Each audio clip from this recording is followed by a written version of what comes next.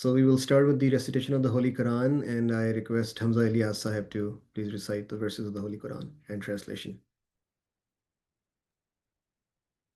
Assalamu alaikum. أعوذ بالله من الشيطان الرجيم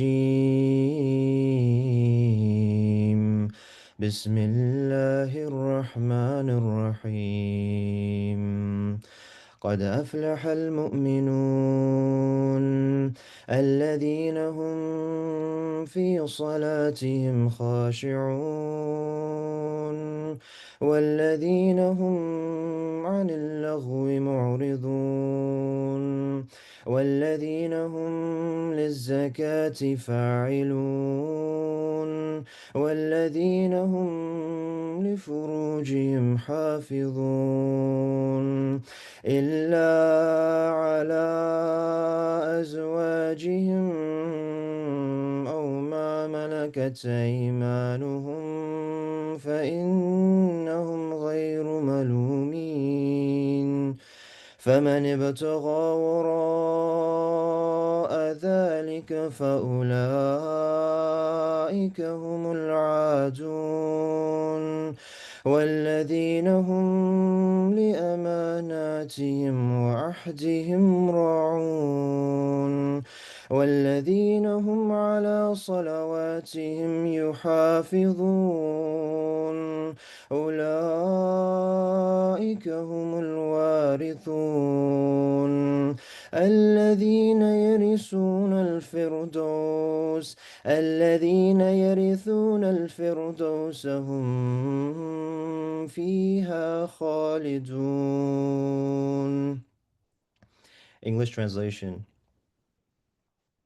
In the name of Allah, the entirely merciful, the especially merciful. Certainly will the believers have succeeded, they who are during their prayer humbly submissive, and they who turn away from ill speech, and they who are observant of zakah, and they who guard their private parts, except for their wives or those their right hands possess, for indeed they will not be blamed. But whoever seeks beyond that, then those are the transgressors, and they who are to their trusts and their promises attentive, and they who are carefully maintain their prayers, and they who carefully maintain their prayers, those are the inheritors, who will inherit al-Firdaus. They will abide therein eternally.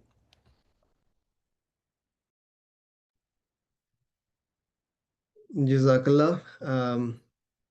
Before we get to the housekeeping, let me say this. Jazakallah to all of our respected participants who have joined us in this webinar today. We all warmly welcome you.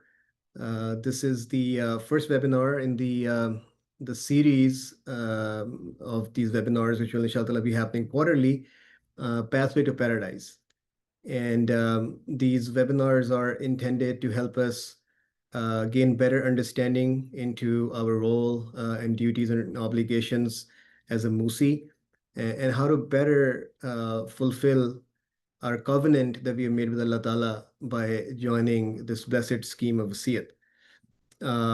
We chose this name, Pathway to Paradise, to remind ourselves that this this objective of attaining Allah's nearness and to earn the paradise of His pleasure, it is a lifelong journey. It requires constant sacrifice in the way of Allah Ta'ala, and it's we cannot expect that by merely joining this Nizam-e Wasiyat we can attain Allah's paradise and His pleasure. Hazrat Masih Maud wrote in this Risala al-Wasiyat के कुर्ब पाने का मैदान खाली है. वो लोग जो पूरे जोर से इस दरवाजे में दाखिल होना चाहते हैं, उनके लिए मौका है कि वो अपने जौहर दिखलाएं और अल्लाह ताला से खास इनाम पावें.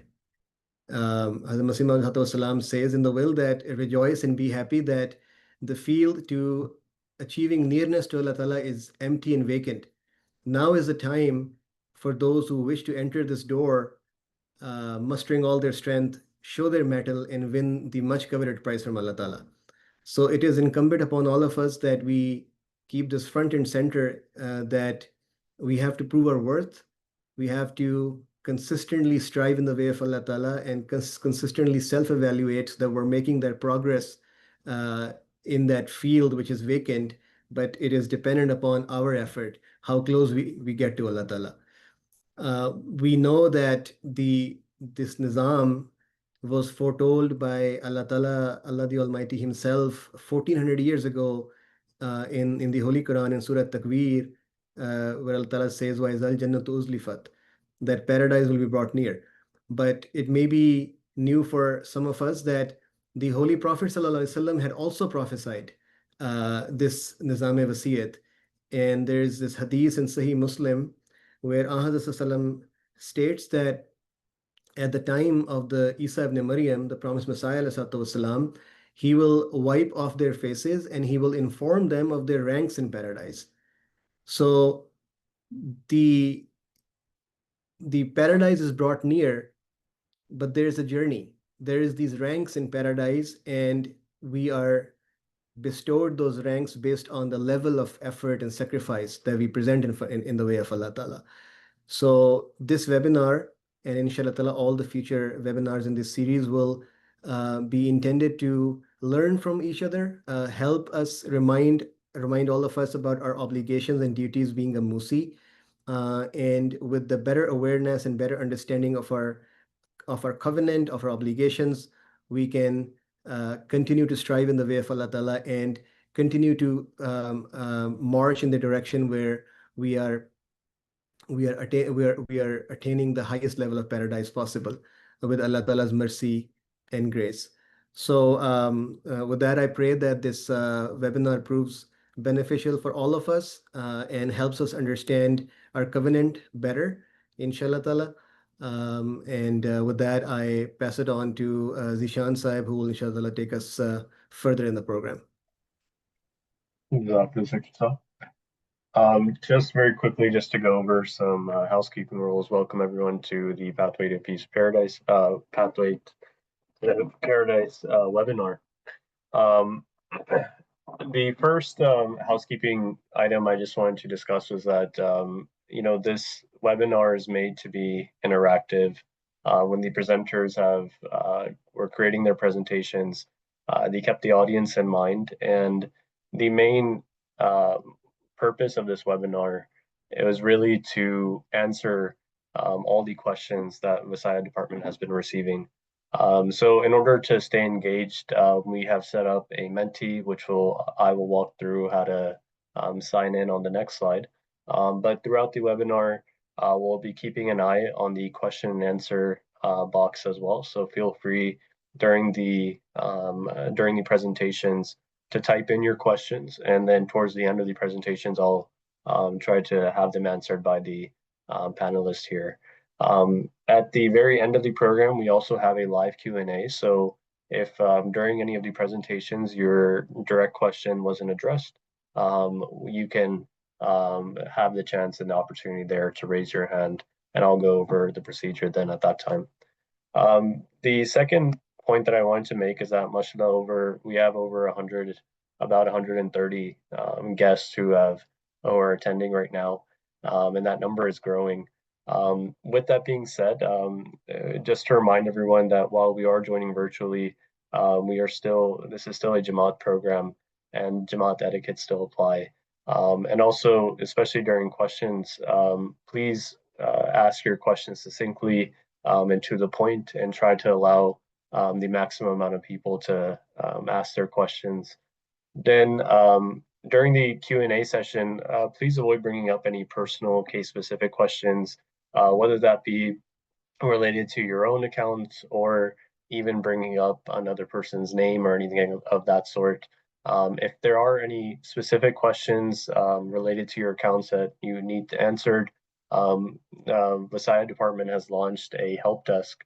As you can see on the screen, it's vasiyat.helpdesk@ahmadiyya.us. If you send any of your personal questions there, inshallah, the team here will be sure to issue a response. Now moving on, again, like I said, this is an interactive webinar. So I'll request everyone to either scan the QR code on the screen or you can go to menti.com and enter the code on the screen. It's 65419153. I'll also type that in the chat box for everyone, and you can use that to log into this webinar.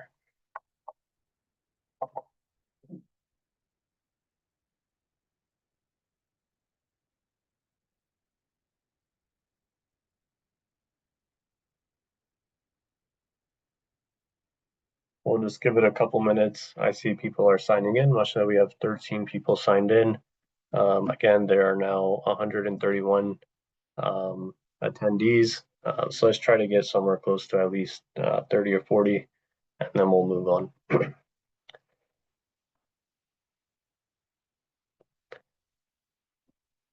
And as you're joining, we'll keep reminding about the Menti as well. You can join at any time during the presentation. If for some reason you exit your browser or anything like that, it should sign you back in, but if not, you can join back in using the code.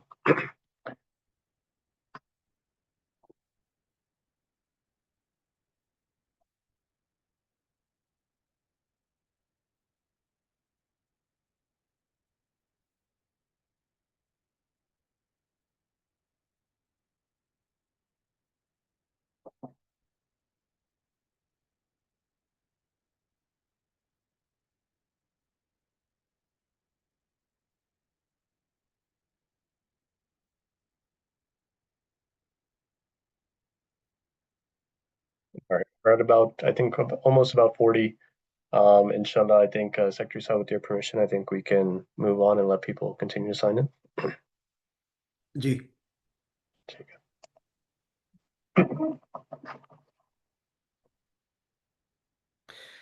Ji, so next we will have Rabi Umar Nair Saab talk to us about exploring our purpose. Rabi Saab, over to you. Assalamu alaikum warahmatullahi wabarakatuh. Jazakallah, Secretary Saib. أشهد أن لا إله إلا الله وحده لا شريك له وأشهد أن محمدا عبده ورسوله أما بعد فأعوذ بالله من الشيطان الرجيم بسم الله الرحمن الرحيم وما خلقت الجن والإنس إلا ليعبدون. Next slide, please. This verse from Surah Zariyat, chapter 51, verse 57, I have just recited before you. It lays the foundation of the purpose of our creation. And the translation of this verse is in front of you. Allah Ta'ala says, "And I have not created the jinn and men, but that they may worship me." You know, our very existence is tied with a relationship with Allah Ta'ala. But here is the challenge. How could you worship a God that you do not know yourself? How can you love him if you have no knowledge of his attributes, of his mercy, of his forgiveness, his majesty? And that is exactly why, for us to understand the purpose of our creation, Allah Ta'ala has been sending prophets from time immemorial. And it is natural that as prophets come, the further away we are distanced from the time of that prophet, people would eventually forget the message of that prophet. Next slide, please. So we're fortunate, we're lucky that we have accepted Hazrat Mirza Ghulam Ahmad alayhi salam. And, you know, every role of a prophet is like a bridge. They bridge the creator and the creation. The creation is taught about the creator through these prophets. They teach us who Allah Ta'ala truly is. They embody his attributes in their own actions.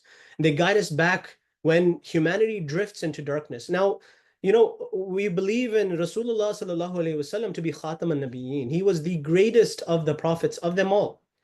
But if we look at the state of the Muslims today, you can see that this is not the same Islam that the Holy Prophet ﷺ brought 1400 years ago. So we're fortunate enough that we have accepted Hazrat Masih Maud ﷺ. They teach us about who Allah Ta'ala is. And within these prophets, they tell us to get rid of these empty rituals that we have. And with prophets, worship becomes like a living connection again. Again, I say we're fortunate. Why? Because we have done the bat of Hazrat Masih Maud alayhi salatu wasalam. Next slide, please. Now, here Hazur alayhi salam says, I'll say in his words first, Hazur फरमाते हैं, ये बैत जो है, इसके मानी असल में अपने तईं बेच देना है. The root word of bayat is ba, ya, and ain. And it literally means to sell. And when a person sells something, they are no longer in charge of that thing. They don't have that thing for themselves anymore. So the actual mission here, Hazrat Masih Maud wasalam explains that when you sell something, you no longer own it. Likewise, bad means we belong to Allah Ta'ala. Everything that Allah Ta'ala has given to us, we are saying that now we are yours and you are ours, and that's it. Nothing else matters. And we belong to his appointed khulafa. We belong to his appointed promised Messiah and the prophets. Our lives, our time, our wealth, they are no longer ours to hoard. In fact, so much so, even our thoughts, they are no longer ours. They are completely for Allah Ta'ala's case and cause. For the next slide, actually, I'd like to request if, what's it called? Zishan Saib, if you can pull up a few of those questions, Menti questions, this will be a good way to ask our audience as to some of their thoughts. So over to you, Zishan Saib, if you can share those questions. Again, I have posted the link, the direct link to the Menti as well. But just to get a gauge of the audience, and obviously this webinar, as Secretary Saab mentioned, is intended for Musi, right? So our first question is that why did we join Nizam Ibsiyat? Let's go back to our roots and let's just put in within a word or two what we think or what persuaded us to join Nizam Ibsiyat.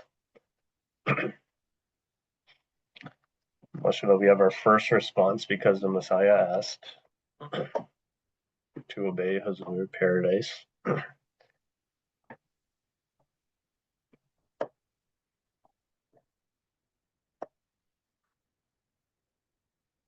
So we have a few questions.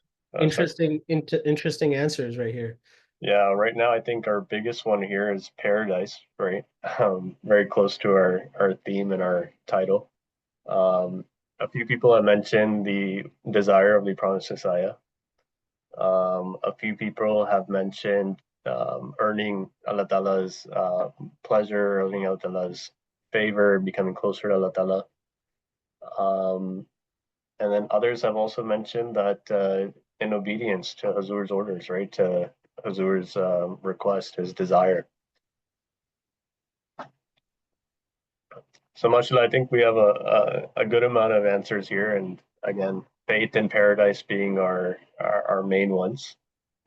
We have another question, Rabbi Saab, as well. Go ahead. And so the next question is that Hazrat Masih Wasallam has written in al-Wasiyat that you can never win the pleasure of Allah unless you relinquish your desires and disown your wealth. As a Musi, how would this shape the way we handle our financial obligations? So again, that quote by Hazrat Masih Wasallam is from al-Wasiyat itself. And Hazrat Masih Wasallam is telling us that in order to gain the pleasure of Allah Ta'ala, we have to relinquish our own desires and we have to relinquish our wealth as well. And so what does that mean for us as Musi in terms of our financial obligations?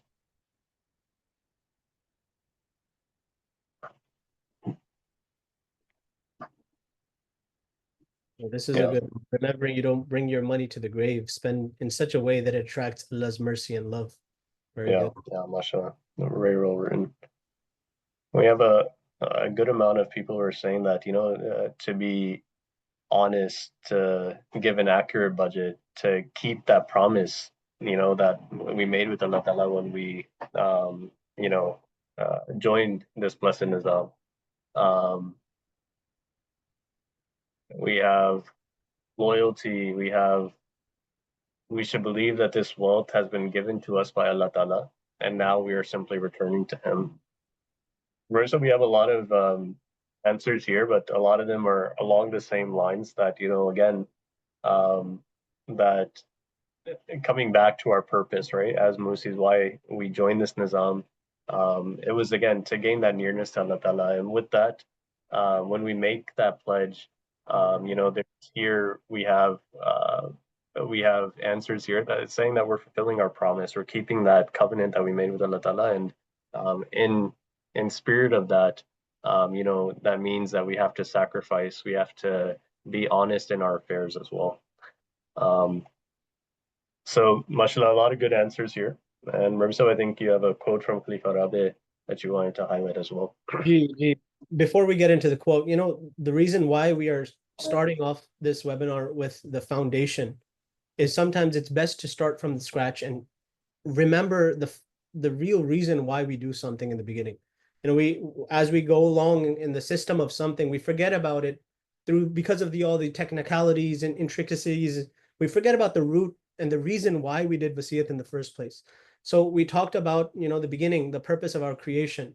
And then, another point that I wanted to mention here is, Nauzubillah, if any of your fathers were on their deathbed and he asked you something that, hey, beta, do this one thing. This is one thing that I'm asking you to do. We would take that very seriously. This is the last wish action item that our father is giving to us. Hazrat Masih Maud did the same with al-wasiyat. This was that last advice or thing that he gave to us. It wasn't the last book he wrote, but it was the last action item for all of us.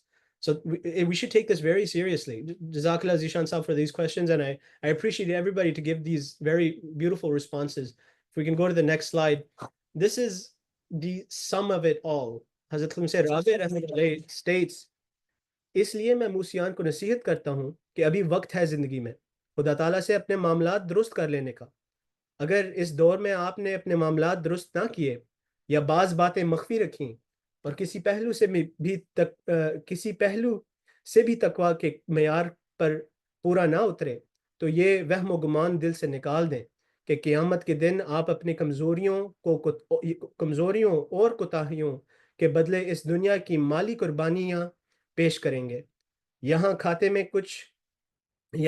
में जो कुछ मर्जी लिखा हुआ हो या दफ्तर वसीयत का खाता वहां मुंतकिल नहीं होगा। वहां तो किरामन कातिबीन के खाते और हैं। वो जो खुदा के फरिश्ते खाते तैयार करते हैं, उनके लिखने का तर्ज भी और है। उनकी अकाउंटेंसी का निज़ाम भी बिल्कुल मुख्तलिफ है। उन्होंने कोई चार्टर्ड अकाउंटेंसी तो नहीं की यहाँ बैठकर कि वो ज़ाहरी तौर पर अदद व शुमार के पीछे जाएं। उन्होंने अल्लाह ताला से वो गुर सीखे हैं कि किसकी कुर्बानी को जिसके पीछे ख़ास रूह थी कितना बढ़ा कर लिखना है और किस कुर्बानी को कितना कम दिखा के लिखना है या बिल्कुल सफ़े हस्ती से मिलिया मेट कर देना है। तो खुदा की अकाउंटेंसी के हिसाब और हैं, उनको पेश नज़र रख कर अपने मामलात दुरुस्त करें, दुनिया की अकाउंटेंसी के धोखे में मुब्तला ना रहें। Hazur very beautifully states, if you can go to the next slide for the English speakers as well, that this is why I remind Musis that there is still time in your life. Correct your relationships with God Almighty. If you do not set your matters right with Him now, if you conceal any shortcomings, or if you fail to uphold righteousness in any aspect, then remove from your hearts the notion that on the day of judgment, you will be able to present your financial sacrifices as compensation for your weakness and mistakes. These are very strict words that Hazur is using. It's something, and this isn't to scare us. This is for us to think about. No matter what is recorded here, the accounts of the Visaya office will not be transferred there. The accounts of the honored records are of a different nature. The angels' records are not based on numbers and figures as is in human chartered accountancy. Allah has granted them the ability to magnify a sacrifice made with pure intentions, or to diminish or even erase one lacking sincerity. The divine system of accountancy is entirely different. Keeping this in mind when setting your affairs right with God Almighty, and do not deceive the accountancy of this world. So this is just something that I wanted to share with all of you guys. It's not something that we hear often, but it's important. It's not the money that goes to Allah Ta'ala. It's the taqwa in our hearts. Next slide, please. And on this next slide, I'd humbly request Arun Shakur Sahib join me. Arun Saab, by profession, he works in finance and I think corporate world. So I wanted to talk to you, Harun Saab, about some of this specific topic, taqwa, not taxation. You know, we hear about it from a religious standpoint, and I would like to hear from you. You know, you work in the world. I don't have any of the knowledge of the world, but when it comes to taxation, I think you're the right guy. But when it comes to, you know, taqwa and taxation, we know and we understand the importance. We understand the reason why we are doing wasiyat. But when it comes to, you know, the worldly accounts, why do people do it? Why do people record everything? Why do people take such good care of their records? Ji, Assalamu alaikum, Rabi Saab. Assalamu alaikum, esteemed panelists and presenters, as well as the audience. Jazakallah. Ji, so Rabi Saab, I think coming to it, on the worldly side, the goal and the purpose is different, right? The goal on the worldly side is to increase the wealth, to do a tax planning, to make sure that we take as many deductions legally possible, right? We call it tax avoidances, to create those avoidances, whether that's a corporate structure, LLC, C corporation, S corporation, trust, and all that stuff. But the main goal is to increase the wealth, right? The more money you have in your bank account, the better the company's financial health looks. So Very true. that's the main purpose on the corporate side. Corporate side. So for the faith side, the goal is taqwa, right?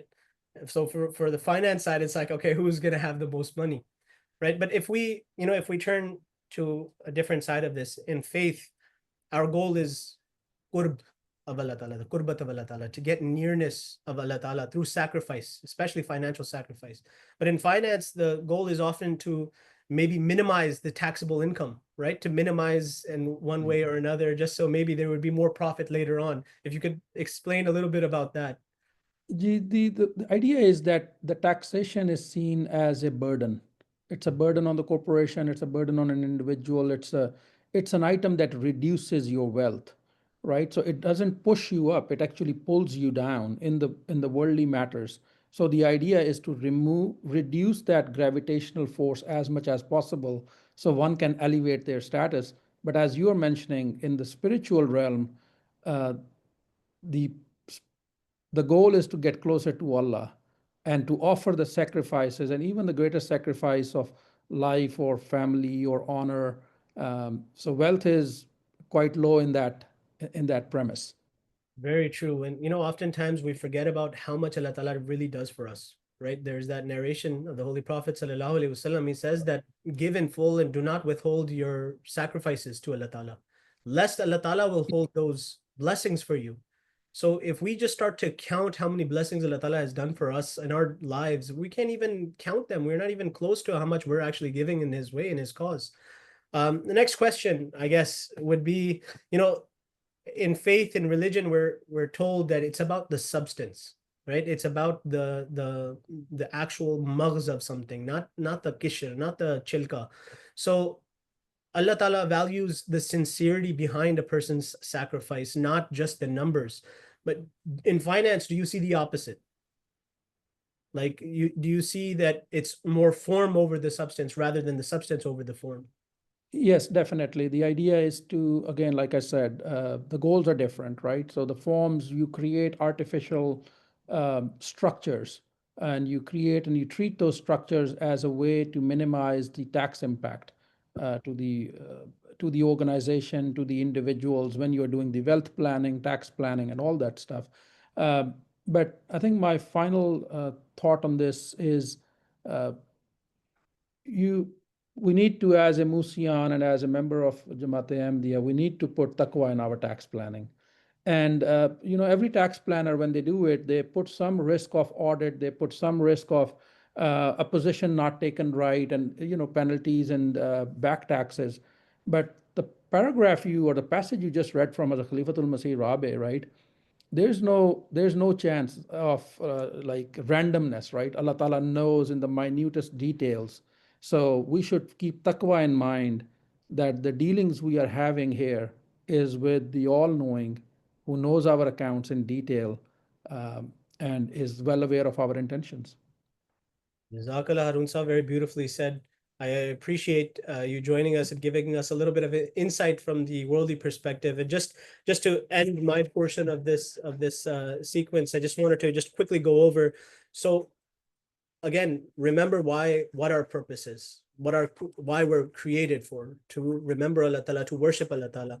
And worship is impossible without understanding Allah Ta'ala. And we can only understand him through the prophets, the Hazrat Musi wasalam. And we've done the bayt, which means to fully sell ourselves in the way of Allah Ta'ala. And wasiyat is one of those ways to live out that bayt that we have promised, we have safeguarded with sincerity, with sacrifice, and with taqwa, inshallah. Jazakallah sana jaza. Over back to you, respected Secretary Sahib. Assalamu alaikum.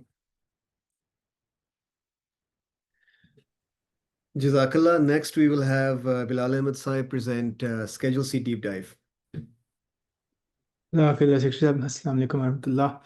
So I'll be going over Schedule C, why it matters, and how we can handle some of the cases correctly. This is one of the most important responsibilities we have as a Musi, so let's dive right in. And I'm going to read to kick it off Rule 69 from Wasiyat Rules. It shall be obligatory for every Musi to submit to the Wasiyat office at the end of the year a declaration as set out in Schedule C in respect of his payments towards Hissa Ahmad. In case such a declaration is not received, Sadr Anjuman Ahmadiyya Pakistan, after giving necessary warning, is entitled to declare the Musi a defaulter and shall take necessary disciplinary measures, which may also lead to the cancellation of his Wasiyat. So this rule shows us the significance of Schedule C and how not submitting it actually can ultimately lead to cancellation of our Wasiyat, Nauzubillah. Next slide, please. Now, there's often a confusion between income budget and Schedule C. And so I want to take a minute to just clarify on this. The income budget you submit to the Jamaat and Mal department at the start of the fiscal year is for their planning purposes. They need to make their annual plans, targets, projections. Schedule C is different. It's a unique concept in the Vasaya department. It's your declaration to the Vasaya office of what you actually earned and what you actually paid. So if you budgeted high but your income was less, in Schedule C, you report based on your actual income at the end of the year. So what you should have paid and what you did pay. So the key thing is not to mix the two. They serve different purposes for really different departments. Next slide, please.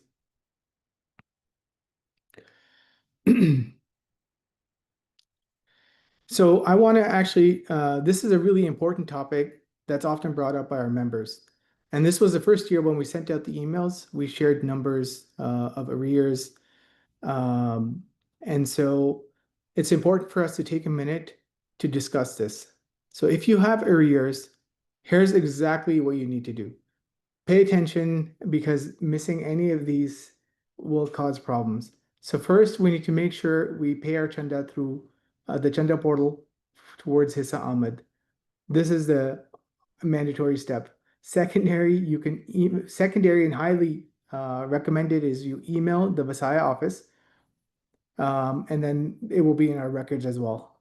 And then the most critical step to make sure is when you are declaring your Schedule C at the end of the year, at the end of the fiscal year, you have to declare this payment. So simply just paying it is not enough. If you don't explicitly state it in the Schedule C that you paid your arrears, Markaz won't clear them from your record. Next slide, please. Suppose you've paid your arrears, but they're still showing up. It means the payment wasn't properly declared in a past Schedule C. So it's actually a very simple fix. It's very straightforward, but it's really important. First, you can email Schedule C at ahmadiyya.us to find out what years need correction. Then you can go to the Schedule C website, look for the option Need to Submit for a previous year. Then you're going to resubmit for those specific years. So just want to highlight how it's really important for us not to ignore this because the problem will not fix itself. So it's really important to go through those previous years and resubmit them. Next slide, please. So let's walk through a real example. This is where a lot of the mistakes happen.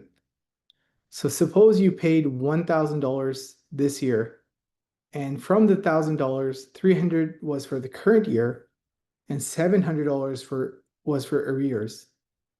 On the Schedule C, you need to declare $300 was the due amount and $1,000 as paid. And it explicitly writes that 700 was for past arrears.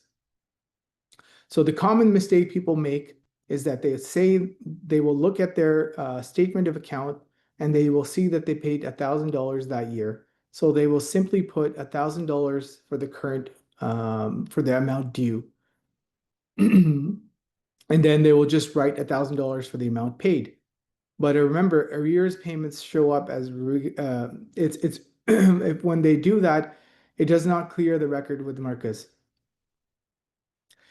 Now we also have to remember arrear payments show up as regular Hissa Ahmad donation on statements, so we need to manually separate them for ourselves. So we should know that from the $1,000 I paid, 700 were for arrears. So it's our responsibility as a Musi to recognize this. And again, if you are unsure about anything, it's better to reach out to the Visaya department before submitting, because it's always easier to get it right the first time than to go back and fix it later. Jazakallah. Jazakallah.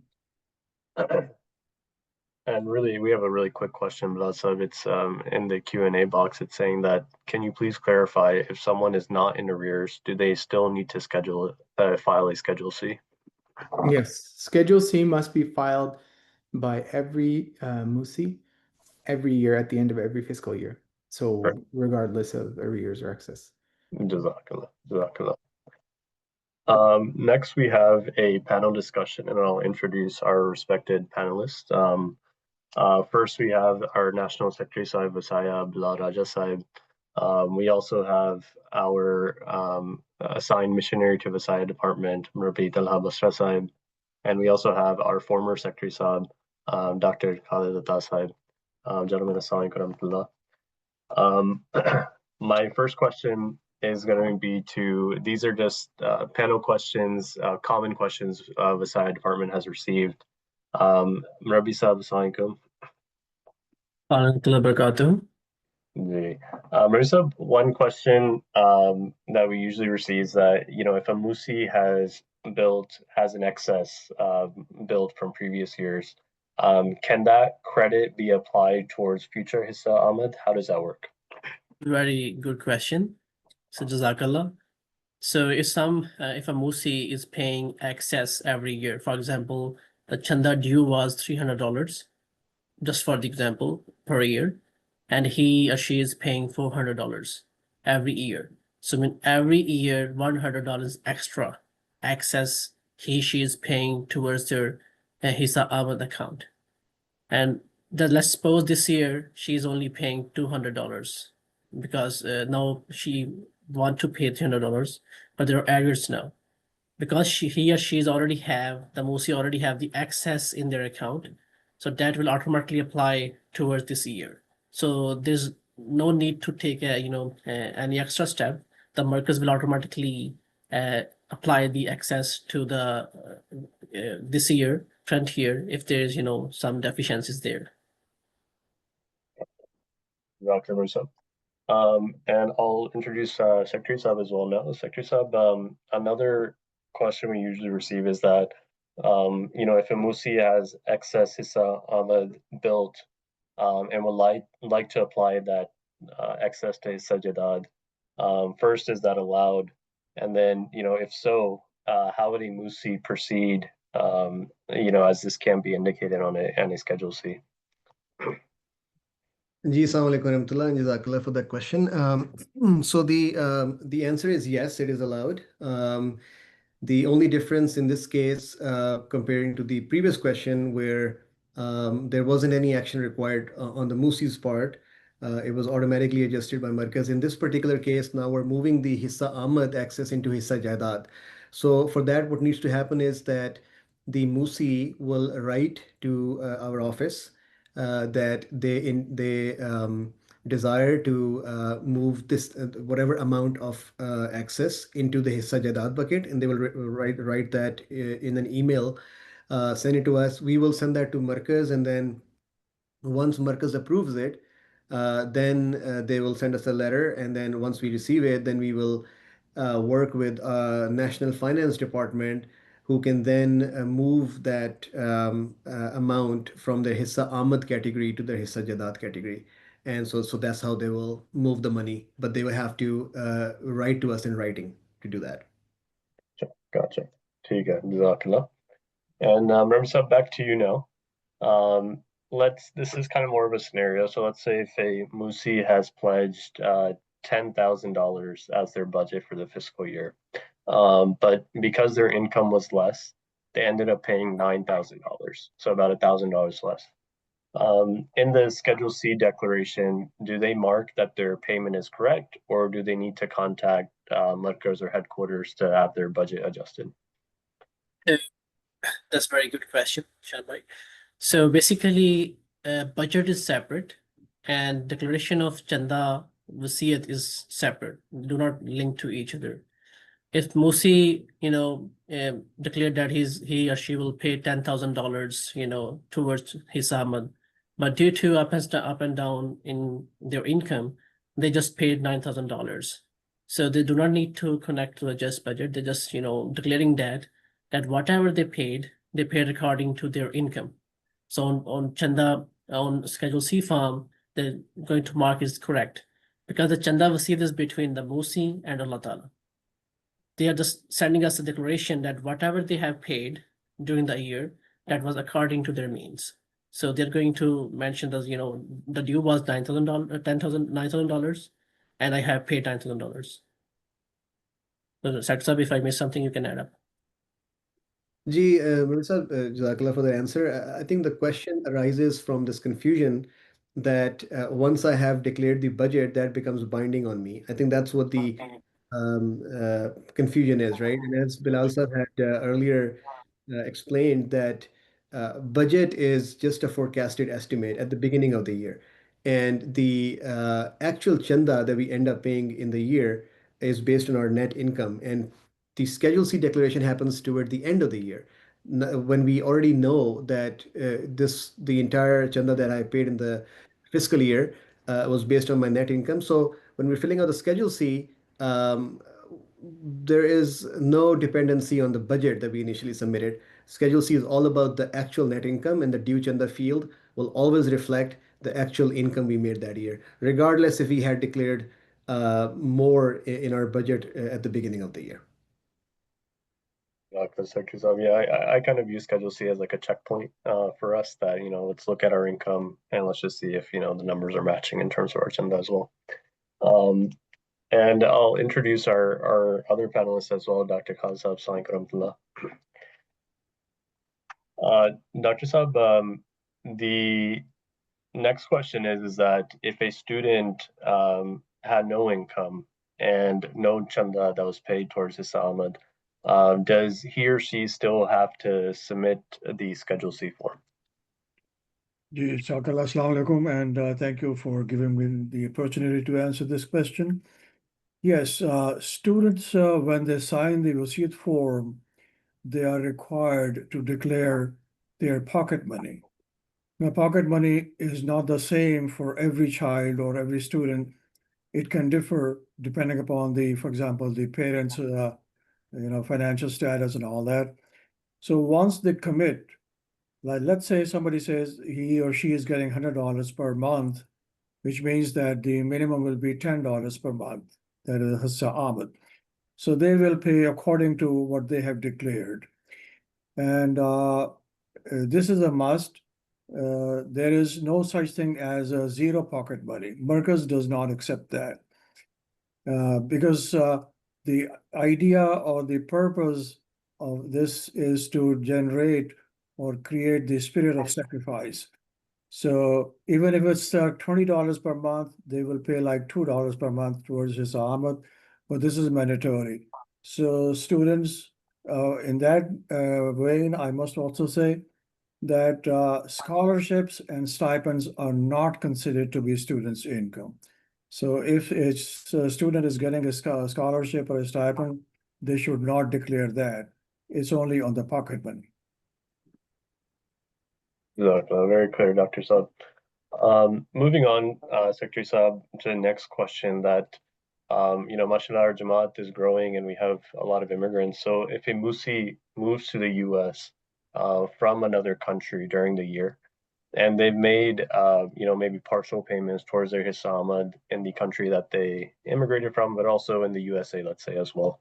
How do they submit their Schedule C then? Yeah, this is important and happens, it's not uncommon because people do immigrate to this country. And whichever the last Jamaat was, it is the Musi's responsibility to inform the Vasaya office, for example, in the US, and through the US, this office to Merkaz, as to how much did they pay in the previous Jamaat. It is always advised that before or when they move to this country, they should get a letter of clearance or whatever from the local Jamaat issued by the local finance secretary and certified by the local Jamaat president, and bring it here as a proof of payment. Because in the absence of a proof, it is very hard to convince us or the Markaz that the Musi has paid in the previous Jamaat. The US Department Vasaya department is only responsible to inform Markaz of whatever Musi has paid in this Jamaat. So we always request the Musi to please contact their parent Jamaat from where they immigrated and get an official letter, or at least bring a copy of the receipt, which we can submit to Merkaz as a proof of the payment in the previous Jamaat. So the responsibility lies with the Musi, not with the US Jamaat. Jazakallah. And then Blasai, last question here. If a retired Musi resides in the USA but receives a pension in Pakistan and contributes Hissa Ahmed from that pension in Pakistan, can those contributions be adjusted against the $300 minimum that's due in the USA, that's within the Schedule C, or how does that work? Gee, so the answer is no. That cannot be done. The Hissa Ahmed and the all the Hisab in Pakistan is completely separate from the Hisab in USA. The minimum standard approved by Hazur Anwar in USA for all the non-earning Musian who are not students has been set as $300 per year as the minimum Chanda Wasiyat that needs to be paid. So that is the responsibility of every Musi who's not earning, retired, to do pay that here. If they have pension in Pakistan, they will be paying that separately in Pakistan on that pension, and that hisab will be completely separate from the USA hisab. So we cannot take that money and move it here and then adjust it in the US Chanda Wasiyat. Jazakallah. And that concludes our panel discussion. We're keeping an eye on the question and answer, and mashallah, we love the questions that are coming in. We're going to definitely address those via the Q&A box, but keep them in the box if you can also ask at the end as well through our live Q&A. Just one clarification as well. We had a question in the Q&A box that what is the difference between, or can you translate Hissa Ahmed versus Hissa Jadad? Secretary Saab, maybe if you want to just clarify that really quick. So Hissa Ahmed is the Chanda Wasiyat that we pay on our income, monthly income, or whichever different income sources that we have. We pay Chanda Wasiyat on that on the monthly basis. And then Hissa Jadad is property. So that is the chanda due on our property, which is movable and immovable. Movable properties are jewelry for Musiat mainly, and the immovable property would be the real estate, our home, our land. So those are the hissa jadat obligations that we have. And actually, it's a really good segue because next we're getting into the hissa jadat portion now. And again, it might, for the audience, apologize if it feels a bit rushed. Again, we're not trying to rush anyone here, but we are trying to stay true to our time commitment. If everyone just looks on the screen right now, we're seeing some, very personal case-by-case questions that are coming in regards to your own account. If you have any questions in regards to that, definitely feel free to ask them, but this isn't the forum for that. You can email them to schedulec@ahmadiyya.us. I'll put in the chat as well. But please, those personal questions, if you can relay them there, and we can, our team can assist, inshallah.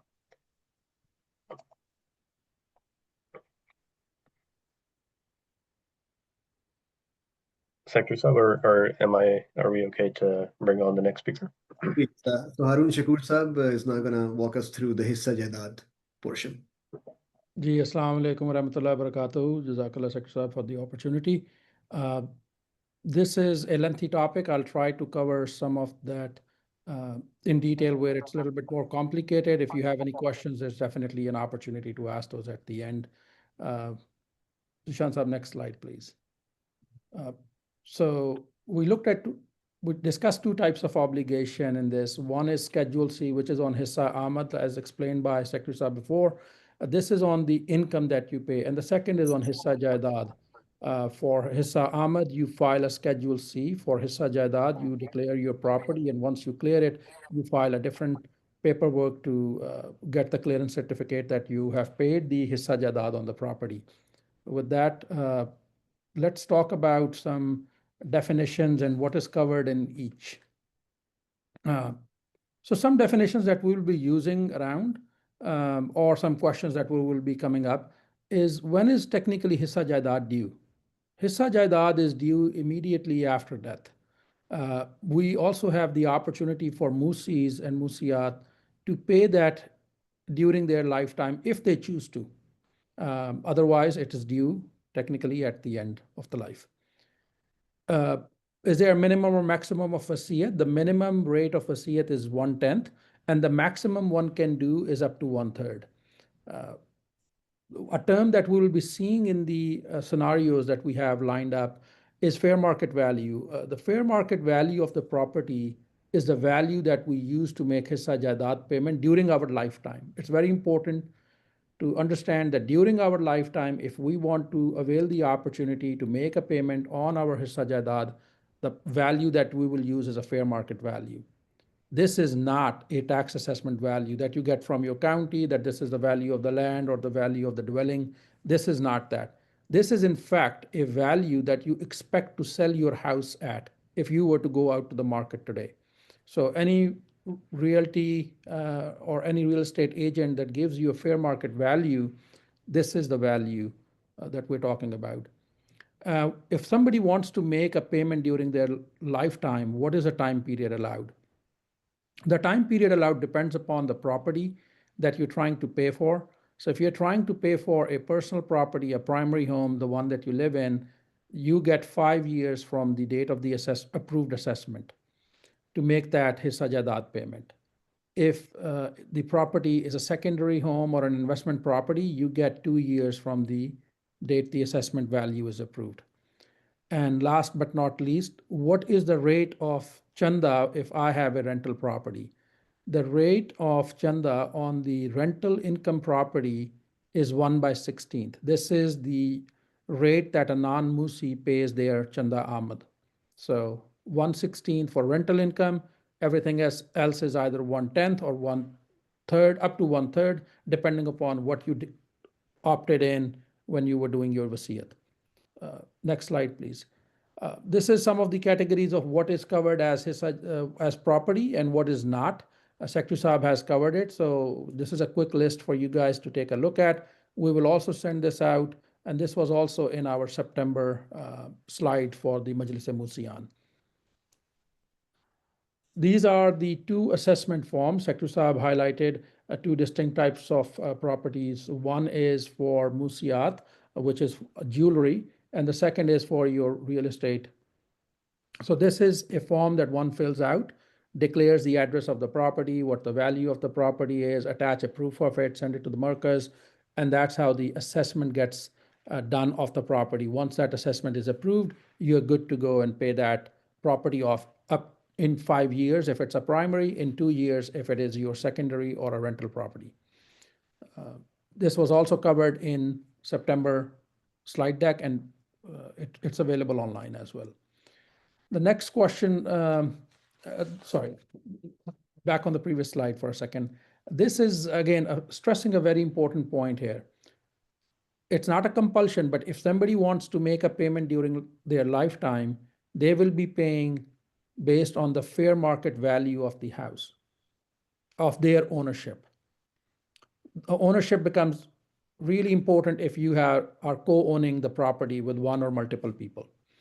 The second is if the hissa jaidad is going to be paid at the demise of the individual, Musi or Musiyat, then the hissa jaidad will be determined using the equity value of their property. The equity value is merely a difference between the total value of the house. You subtract the mortgage from it, and that's your equity value. We are going to cover a few scenarios. One is plain and simple. Somebody made an assessment, they want to pay it off within 5 years. Second is somebody made an assessment, they wanted to pay off in 5 years, but they couldn't. What happens then? And the third scenario is what happens at the event of a death. And fourth is what happens related to it is what happens to the heirs who are Musis and inherit a property. So with those 4 scenarios, take a look at the table quickly. Like I said, equity value is merely a difference between your top value and your middle value. So $1.2 million house at the time of purchase, 700,000 loan, your equity is 500.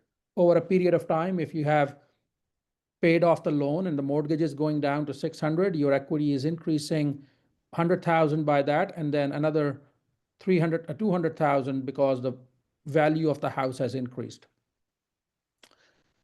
So forth and so forth. It goes on. What we will be discussing in these scenarios is there is a Musi and a Musia who are husband and wife. They co-own a property. Husband's share of the property is 70%. Wife's share of the property is 30%. And they have done a wasiyat of 10% or 1/10. And at the time of death, the Musia will get 1/8 of the property as inheritance. So with that said, let's dive into the first scenario. This is going to be a Menti situation. So if you have not joined the Menti app, I would say please look at the messages. Our coordinator has put in the link for Menti, and he has put in the code to join it. While we read the scenario, if you haven't joined it, please join it so you can take part and you can do the poll. All right, so first situation. We're trying to calculate the hissa wasiyat. What will be the hissa jadad in this situation if we do the assessment and at the time of assessment, the values are 70% ownership by husband, 30% ownership by spouse, and they want to pay the property off. And they have done the initial assessment, and the value was $1.2 million fair market value, $700,000 loan, equity value is $500,000. Can we please see the options for our audience? All right, so we have three options: 49,000, 84,000, 36,000. And please keep in mind, we're talking about the Musi who is the 70% owner in the property, and the property value is 1.2 million fair market value, a loan of 700,000 and equity of 500,000. Sorry, there's a little typo on the screen here, but the previous scenario is correct. 700,000 loan, 500,000 equity.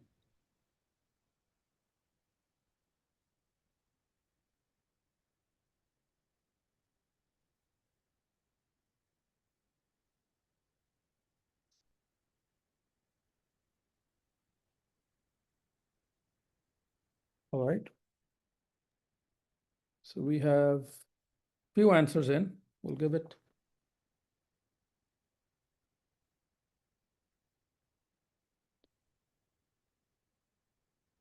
All right, we're going to jump into the situation and then we're going to see what it is. So the correct answer is 84,000. And if you were using the fair market value of the property, 1.2 million times 70% ownership, multiply by 0.07, and then take 10% of that. That's how you're getting to $84,000. The next related question to this is, what will be the hissa jaidad due by Musi wife? Now, who's a 30% owner in the property? The property value is still the same. It's a $1.2 million fair market value, loan of $700,000, and equity value of $500,000. Please note, loan is $700,000, equity is $500,000.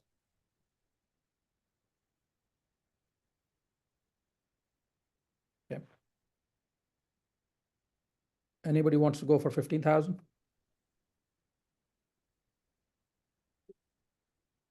All right, we have. Okay. Can we please see the values? Oh, the correct answer. The correct answer is $36,000. It's the same principle again. We are trying to pay hissa jaidad at the time when they are alive in their lifetime. So we're going to use the fair market value, 1.2 million, 30% of that, and times 1/10 or 10%. Okay. What will be owed by Musi and Musiyat at the time of demise in this situation? They have paid their respective shares in their lifetime. What will be due at the end of it? Okay. Some people think we need to pay on equity. Some people think we need to pay on the value of the house. A lot of people think they do not owe anything. All right, what's the answer? The answer is they do not owe anything at the time of demise. So please remember, this is a situation which is allowed, and you are paying at the fair market value of the house. Once you have paid your hissa jaidad and you get the clearance certificate, it doesn't matter what the value of property is. You do not owe any more taxes on that property. And that value, let's say 1.2 million in this situation, is clear, and you do not owe anything at the time of demise. Okay, this is just how we got to it. And we'll share this slide with you so you guys can have this. Next situation. So now we started with a good intent. The Musi and Musia started with a good intent. They said, well, let us pay this off during our lifetime. They get the assessment. Assessment was $1.2 million. They paid some value to it, right? They paid $60,000 by the Musi husband, and the Musia wife paid $10,000. They could not finish their payment, and we want to understand what will happen if their ownership remains the same, 70% by the Musi husband, 30% by Musia wife. Their wasiyat rate remains the same of 10%. Let's see what people think this couple will owe. So first, what will be the case for Musi husband if he wants to pay? Because they haven't paid the full amount that was due. Can you please give the options to people? Okay. So what will be the remaining hissa jaidad that is due?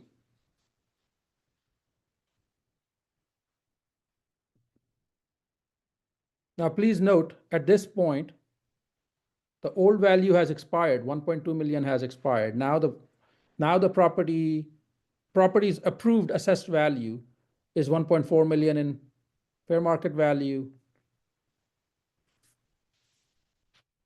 Okay. And it's an $800,000 loan. Okay.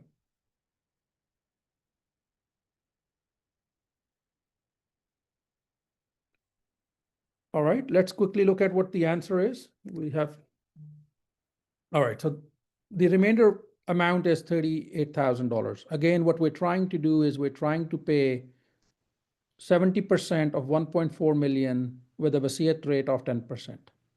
That's what the simple math is. So whatever, the key point here is whatever they have paid in their first 5 years of assessment does not go to waste. Think of it like a bank account. That amount sits there from the date they have made the payment until they get the property cleared, even their lifetime or even at the end. That amount is sitting in the bank against the Hissa Jadad payment that's owed. Can we go to the next slide? All right, same thing turned again. What will be the Hissa Jaidaad due by the Musia wife? Now remember, Musia wife is 30% owner of the property. She had paid $10,000. Fair market value is 1.4 million. Equity is 600,000. Loan is 800,000. Okay.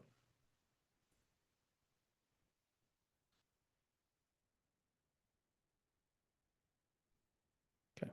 More and more people think it's 32,000. All right, what's the answer? And the correct answer is 32,000. So remember, what we're trying to do is we're trying to calculate the incremental value, right? So the person had already paid 10,000 before with a payment of 32,000. Now they're making a payment of 42,000, which is equals to 30% of 1.4 million. 10% of 30% of 1.4. Sorry, it's a mouthful. And will they owe anything at the time of demise in this situation? Okay.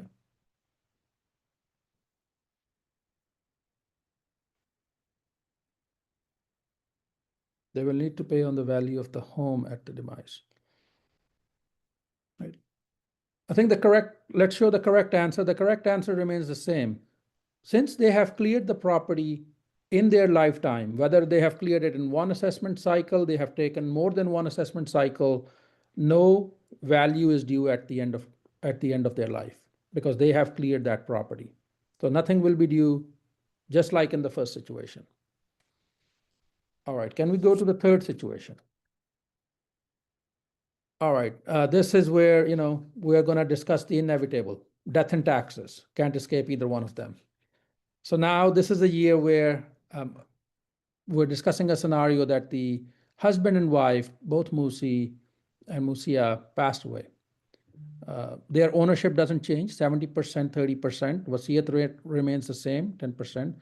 However, at the time of demise, the fair market value of the house is 1.6 million. That's what it's appraised and approved at.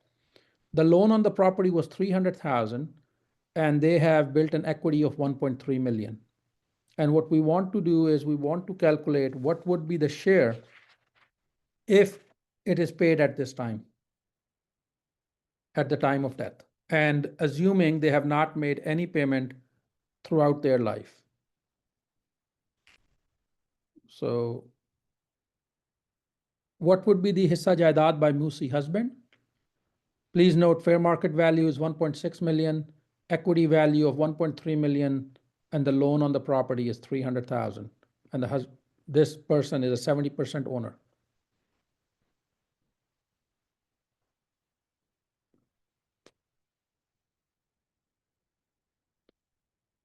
Okay.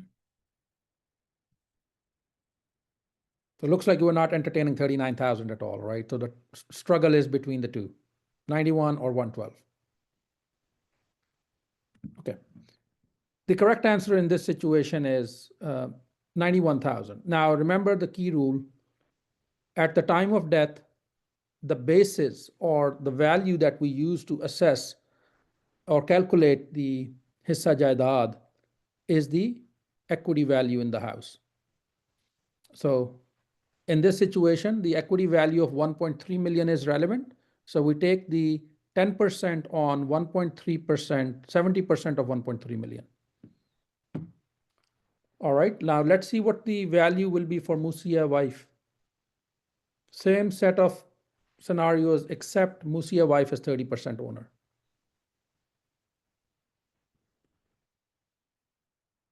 Okay.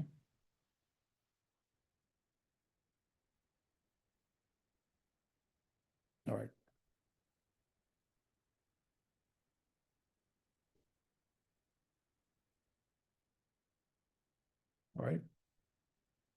So it looks like most of us are getting the hang of it now, right? So the 39,000 is the correct answer. It is the 30% of 1.3 million and 10% of that. So Jazakallah for that.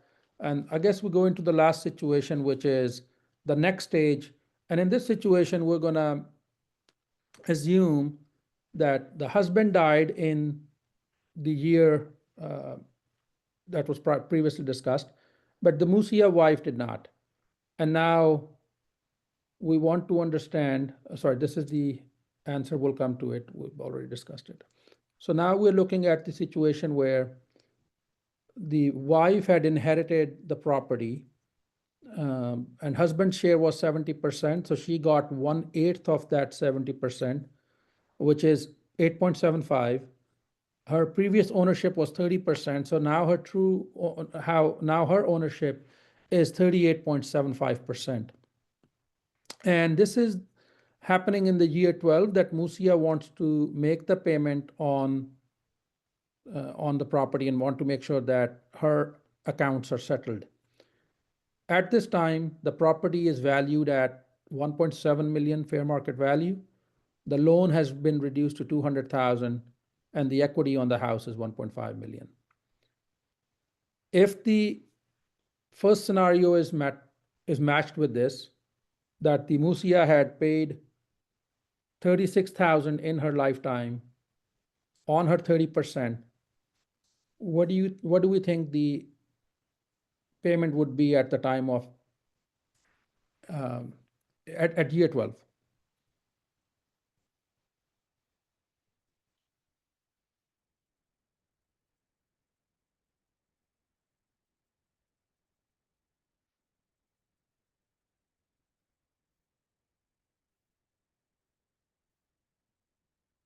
All right, so the situation is that Musia now has a share of 38.75% in the property, up from 30%. The fair market value is 1.7 million. The loan is on the property is 200,000 and the equity is 1.5. Musia is alive. She's trying to get clearance in her lifetime. And we're trying to see if there is any payment due. If it is, what is that amount? Okay. So the correct answer in this situation is 14,875. Can we please show the correct answer? Jazakallah. Let's spend a little bit of a time on this. We saw, there's some people who went the other way. So what's really happening is that we are calculating the value on the inheritance only. So we're not looking at the 38.75%. We're only looking at the incremental 8.75% that the Musia got. And we're trying to get the value of that at 1.7 million. So 8.75% of 1.7 million and divide that by 10. So we get 14,875. That's the value that the Musia has to pay in addition to 36,000 she has paid earlier. And this, her records are clear. She has the clearance certificate on this property. Okay, Jazakallah. I think this is the last. Before you wrap up, one other hat I wear is as a guide. So I know Khuddam, they're young Khuddam who kind of we talked about inheritance, we talked about paying on equity after a Musi passes away, and mashallah, there's pious families where both the parents are Musis and then their children are also Musis. But one thing I've heard from Khuddam personally is that they say that our parents immigrated to the U.S. 30 plus years ago. They bought a house here. Maybe that house was like 200K when they bought it. Now, mashallah, that house is somewhere near 800K, right? And they think that their parents might not have like a plan, to pay their hissa jadad during their lifetime. So they kind of feel that, maybe this is a liability or a burden on them. I just kind of wanted to see your thoughts on that and kind of, how would you address that? Jazakallah. There's many facets to this question, right? So you're right. The the lack of planning on one generation's part is now putting the pressure on the second generation, right? That's one view to look at it. And that's sometimes the view that has been looked at. Let me put another situation to it. You said the parents have migrated. What if the parents never migrated and the kid was born in Pakistan, India, Bangladesh, wherever they came from, right? So much different environment, right? So we don't choose the house we are born in. And once we're born in, if our parents have certain luxuries, we say this is our right because they are our parents, right? Likewise, their debts, their liabilities are also our responsibility, right? This is one of the thing that we need to take care of is we need to, if you are in mashallah in that position that you can advise your parents about the financial system and planning in the Western world, please by all means approach the subject respectfully. Know that they are your parents, they are the ultimate owners of the property, that atat farma badari should never be compromised. Keep the order of Allah Ta'ala that you should not say oof to your parents, right? Keep that in mind. Approach it gently, remind them. And we don't know what their means are, right? What the other obligations are. And if they can make a payment, great. If they don't, there's a third angle. You're getting a property that you have not paid anything into it 40, 50, 60, 70% of the property, right? And we're taking that portion for free and we're saying that's our right. But now we have to pay and settle the liability of that hissa jaidad, which is from their equity, right? They're passing that equity to us. So I would personally would look at it and say, thank you, mom and dad, you're passing me up 50% of the property, and I'm settling the liability on it. So there's multiple angles to it, but at the end of the day, we should keep the idea of taqwa in mind. We should apply that. We should be thankful to our parents. We should be thankful to Allah Ta'ala for giving us the opportunity, putting us in a situation. We are in what we call it, we're having a rich person's problem, right? We're talking about, I have the equity, I have the value, how much do I need to give, right? So Allah Ta'ala has blessed us, He has given us abundantly, and all we are doing is selected the program of wasiyat, and we have accepted the call of the Imam of the age, and we should do it with open heart. We should do it to win the pleasure of Allah and keep our accounts straight with Allah Ta'ala. Yeah, very beautifully put. I mean, like you said, our parents have much of the provided for us our entire lives. They brought us into this world, and then, they, with this, they've also made a commitment, right, to a spiritual commitment. And at the very least, on their passing, we can at least honor that commitment for them. If they don't, obviously have a plan, like you said. Jazakallah Harun Sab. Secretary Sab, we are now moving to the question and answer session, but Secretary Sab, we have about 10 minutes that we've committed this webinar, so 7:30. So we have two options. We could take live questions as you wish, Secretary Sab, or we have some questions that have come in the Q&A box that we can also do a rapid fire, however you would like to approach it. Yeah, I think we can go with the questions in the Q&A because they have already come in.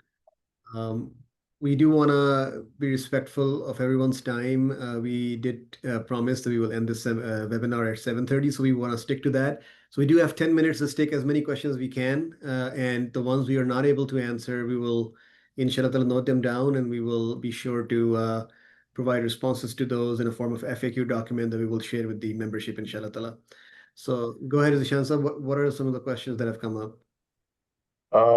We can start off with an easy one. It's saying that, is wasiyat required on rent that is paid monthly? The rent that you're generating from your property, as was explained earlier, the wasiyat is due on that, but it is 1/16th, not 1/10. It's due based on the chanda, not his samat. I think this questioner is asking, like, if they are a renter, they don't own the property. Oh, they don't own the property, so they're asking about the hissa jaidad obligation towards that. If Is there a hissa jaidad obligation?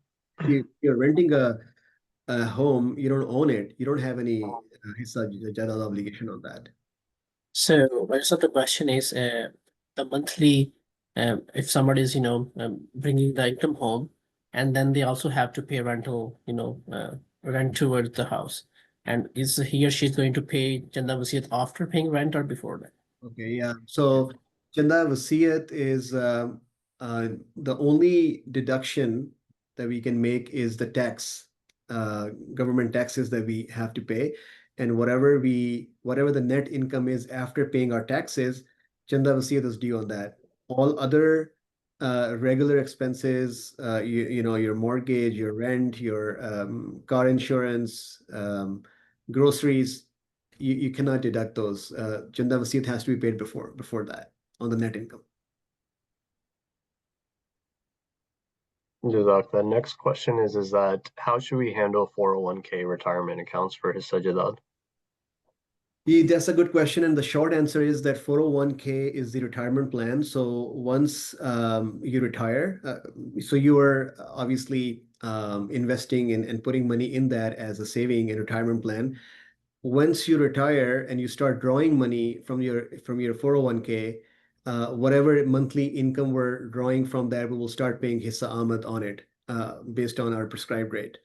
And let's say when we pass away and all of that saving in 401k now becomes our estate, then that becomes our property, and then our heirs will have to pay Hissa Jadad on that total 401k amount, that balance that we will be leaving after our demise.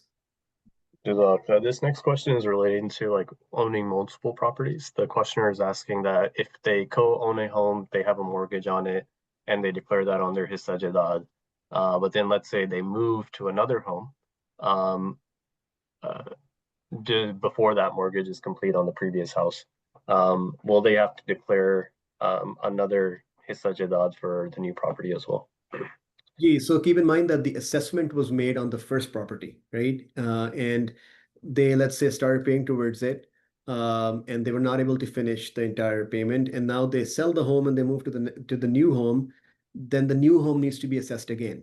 So at that time, they will fill in the form, property assessment form, and Markaz will assess that, and they will provide approval on it. Now, what happens is that the payment that you already made into Hissa Jadad account from the previous home doesn't, as was explained by Harun Saab, does not go to waste. You already have that as a bank balance, and you will then apply that towards the new assessed Hissa Jadad that is due on the new property. Typically, if you, in a scenario where, let's say, you paid off your first home, right? And now you sell it and you move on to the new home.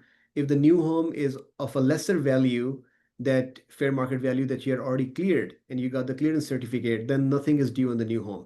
But if you upgrade your home, let's say you cleared the Hissa Jadad obligation on the first home, which was the fair market value was 1 million. You cleared it, you got the clearance certificate. Now you move into a property which is 1.5 million.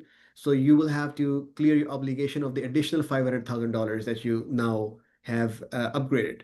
But the first million is already covered. So it's basically linked. It's not that the first obligation has no linkage or relationship with the second one. It is dependent upon that, and you just have to pay Hissa Jadad on the additional property that you have acquired beyond the one that you had initially. Jazakallah. So we were answering a lot of Hissa Jadad questions. Let's switch to Schedule C1.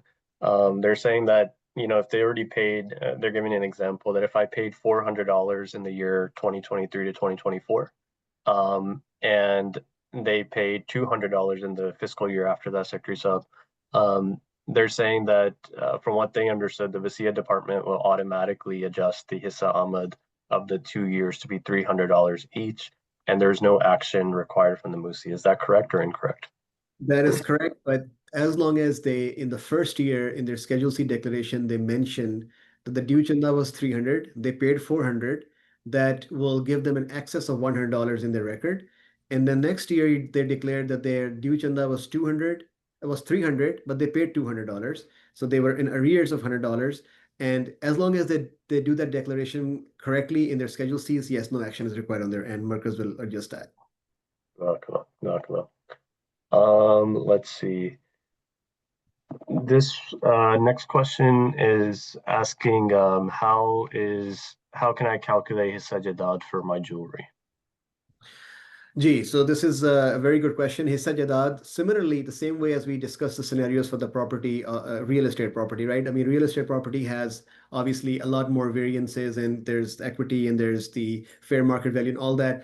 Jewelry is very simple. Jewelry is that when you're trying to get the jewelry assessed, there's a property assessment form. You will enter key pieces of information there. You will have to say that this what kind of jewelry it is, if it is a necklace, bangle, bracelet, whatever. And you will have to also specify that it is gold, silver, diamond, and then you will have to specify the weight of the jewelry. And then the last thing you need to mention the property assessment form is the actual value on the day of when you are submitting your property assessment form based on the assessed value on the weight and the kind of the jewelry. So once you send that to Markaz, Markaz approves it.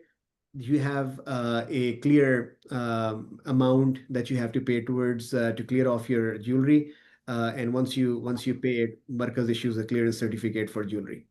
It's so in addition to that, in your jewelry, for example, if the gold set necklace, there are some non-valuable stones on that in that jewelry. So you can subtract the weight of those stones from the weight of gold. Exactly. I think this is just a further, Harun Saab may have covered this in his presentation, but I think there's some clarification needed. We still received a question that if a husband owned 100% of the property and he cleared the Hissa Jada during his lifetime, then the wife, Secretary Saab, inherits that property. Does the wife still have to pay Hissa Jadad even though the property the Jadad was already cleared by the husband during his lifetime? Yeah. So this was covered in scenario 4, and it's actually a good question because it requires. It's good that we can explain it further. So in that case, the property hissa jadad obligation was um, fulfilled by the husband in their lifetime. They pass away, and now in a scenario where let's say the wife was not a co-owner of the home, right? She did not pay any hissa jadad on it. Husband passed away. Now the wife acquires that home as her tarka, inheritance, right? And so because she now inherited a new property, Islamically, she got the 1/8 of that as tarka. So whatever the 1/8 of that property value she acquired as inheritance is what she will pay his sajadat on. In a scenario where 70-30 split was there, as Harun Sah was mentioning, she has already taken care of her 30%, let's say, in her life, and husband already took care of the 70%. But now, still, after her husband passed away, she became owner of the other 70% as well. That she wasn't initially owner of because husband passed away and it was passed on to her as inheritance. But she will be paying 1/8 of that 70%, not the entire, because tarka, the inheritance of wife is 1/8. So she will be paying his sajadat on that inheritance once she inherits it. Jazakallah. Krista, we're at 7:30 now. Before we move on to your closing remarks, I just want to remind the audience that if your question was unanswered, again, Vasiyat Department has launched a help desk. That email is vasiyat.helpdesk@ahmadiyya.us. If you have any specific question related to your Schedule C account, that email is schedulec@ahmadiyya.us. Back to you, Zakir. I again want to say Jazakallah to all of the participants for joining us today, and I hope this was informative and you learned something new today. May Allah Ta'ala enable us to uh, always keep our obligations front and center and continue to fulfill our obligations to the best of our abilities. This is just our reminder what we learned today. That as far as the Hissa Jadad obligation is concerned, we must plan it. We must plan that in our life, whether we choose the option to pay that in our lifetime or we choose the option to pay it after our demise. The plan needs to be there, and we should start planning that in our lifetime so that our heirs also know about that plan and they are very clear on it, because at the end of the day this is our obligation, this is our pledge to Allah Ta'ala that we need to own to fulfill to the best of our abilities. And the second thing is the Schedule C. We talked a lot about it. This is also a mandatory requirement for all Musian. So if you have not submitted your Schedule C, please take a look at your email, and the email very clearly lists that which years do you have missing. Make sure that you go back in those years and submit your Schedule C. And along the way, if you have any questions, you can reach out to us at schedulec@md.us. So with that, Jazakallah. for your time. Now we will wrap it up. Dr. Khalid Asab, I'll request to you to please lead us in silent prayer. जी जज़ाकल्लाह, please join me, दुआ कर लें.